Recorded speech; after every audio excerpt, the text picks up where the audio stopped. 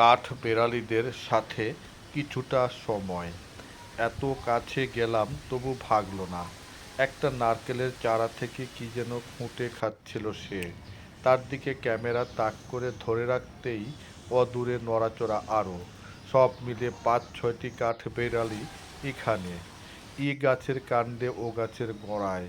মাটিতেও নেমে আসলো বেশ কয়েকবার। একবার তো একটি চলে এলো আমার ৩ হাতের ভেতর। আজ যেন ওরা সম্পূর্ণই নির্ভয়। হয় আনন্দে, নয় পেটের ক্ষুধায়, অথবা সংখ্যাধিক্যের নির্ভাবনায়। এর ভেতর একটি হলুদ টুনটুনিও চলে এলো ক্যামেরার আওতায়। একটুখানি পুঁত দিয়ে কাজ নেই বাবা এসবে বলে চলে গেল তার কাজে। টুনটুনিও কাঠবেড়ালিদের এত বেশি নির্ভয় দেখে চলে এলো একটি ল্যাজ নাচুনে পাখি। কাছাকাছি একটি আম গাছের ডালে এসে বসল সে।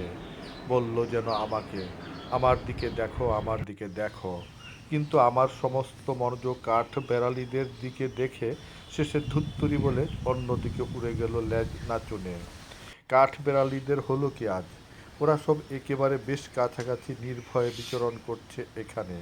গত ১ মাস ধরে কাঠবেড়ালিদের পেছনে লেগে থেকেও ভালো ভিডিও করার সুযোগ মিলছিল না একটুও।